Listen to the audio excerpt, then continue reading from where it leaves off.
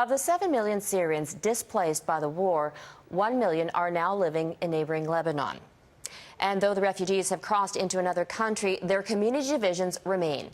Our Paul Johnson takes us on a tour through parts of Beirut where there are concerns that sectarian violence in Syria could spill across the border. The ancient Syrian city of Malula this week, a UNESCO World Heritage Site, home to Christians who speak a dialect of biblical Aramaic. Now a battleground between al-Qaeda-connected rebels and the Syrian army. The kind of religious divisions some fear could be violently torn open throughout the region if the U.S. attacks Syria. In neighboring Lebanon, the sectarian tensions simmer in Beirut's late summer heat.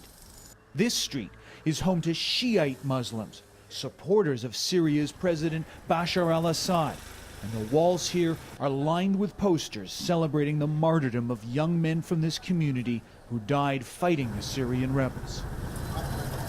Working his juice stand, Fadi Haidar says if the U.S. attacks Syria, it'll lead to World War III.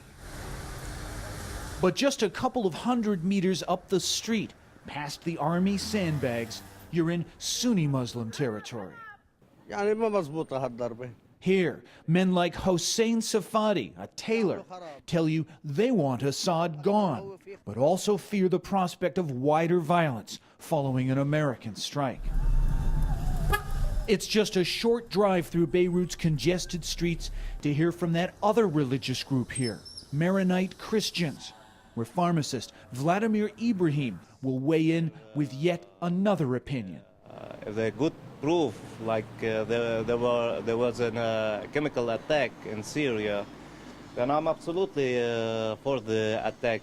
Sitting on a tinderbox like this, it's no surprise the Lebanese government's stance has been neutrality. Lebanon's Minister of Information, Walid Daouk. What the Lebanese government is trying to do today is to try to reduce as much as possible the impact from the Syrian crisis on Lebanon. Talking to that official and some of the businessmen here, you really get a sense of the paralysis that they feel as they wait to see whether the Americans will get involved in this war. Robin? Paul Johnson in Beirut. Thanks, Paul.